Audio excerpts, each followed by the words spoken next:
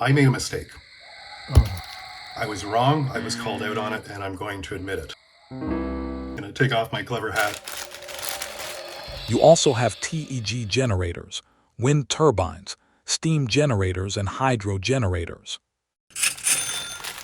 Absolutely correct. I talked about AC power, powering off of a generator, solar panels, of course, and then we chatted about the alternator charger from BougeRV. Here are some of the other ways that you can generate power. There are a few of them. Wind turbines, hydroelectricity, diesel generators, propane generators, human-powered generators, animal-powered generators, AC/DC back in black. I missed a few, I stand corrected.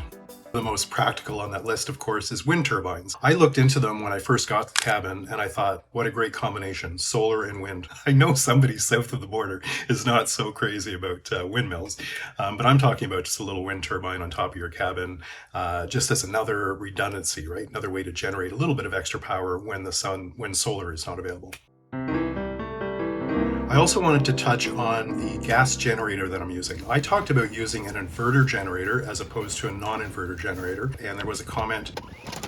I have been charging an EcoFlow power station for over 2 years with a non-inverter generator with no problems. These are awesome pickles, by the way. I grew these cucumbers in the garden.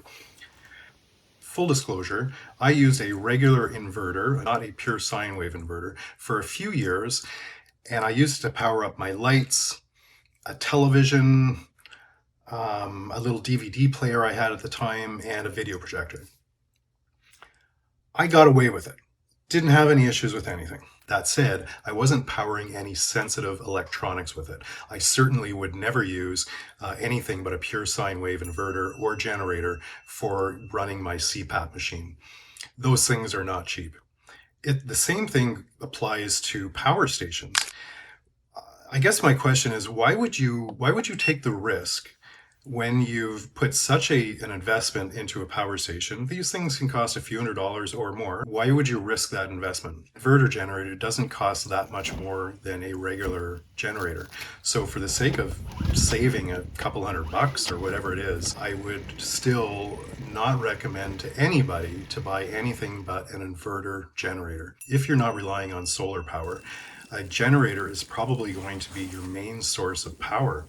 It's what you will be recharging your batteries with. It's what is going to get you through those emergencies, power outages at home. I would still recommend getting a good generator before, like a good gas generator, before purchasing a power station. Because again, what are you going to do to recharge that power station? So I'm going to stand by that. But I also respect the fact that other people say, yeah, I've been using this, dirty power generator for, so long, and it's so far so good. For me, it's not worth the risk. Be wise with your choices. This is an investment.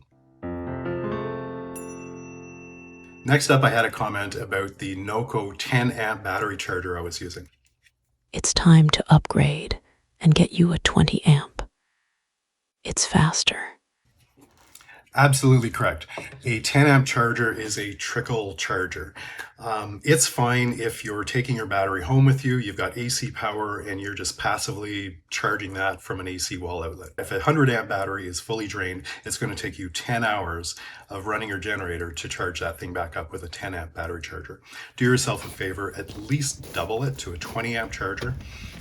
Get yourself a decent quality battery charger. So NOCO is top of the line, and you're going to pay for it. If, once you get into that 50 amp, 60 amp zone, yeah, you're going to be shelling out the bucks.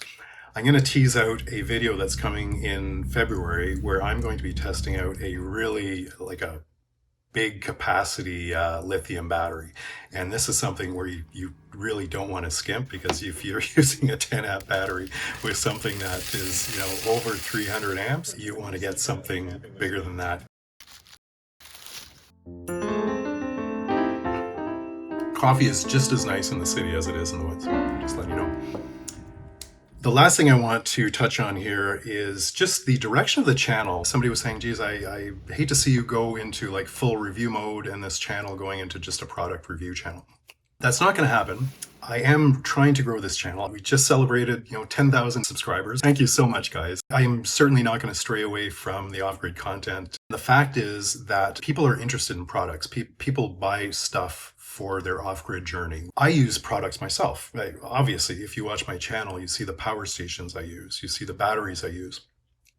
When I do product reviews and collaborations, first and foremost, will this fit into my cabin? Is this something that is beneficial to me?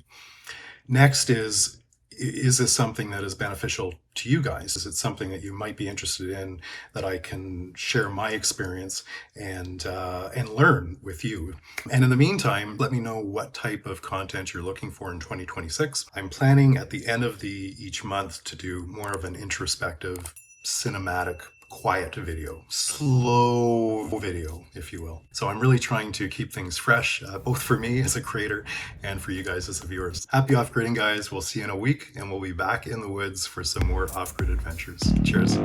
What? Are you nuts? Biogas, nuclear fission, nuclear fusion, fuel cells, thermoelectric, Stirling engines, chromium fuel cells, piezoelectric, compressed air turbines, RTGs, hamster wheels, dancing pogo electric converting floor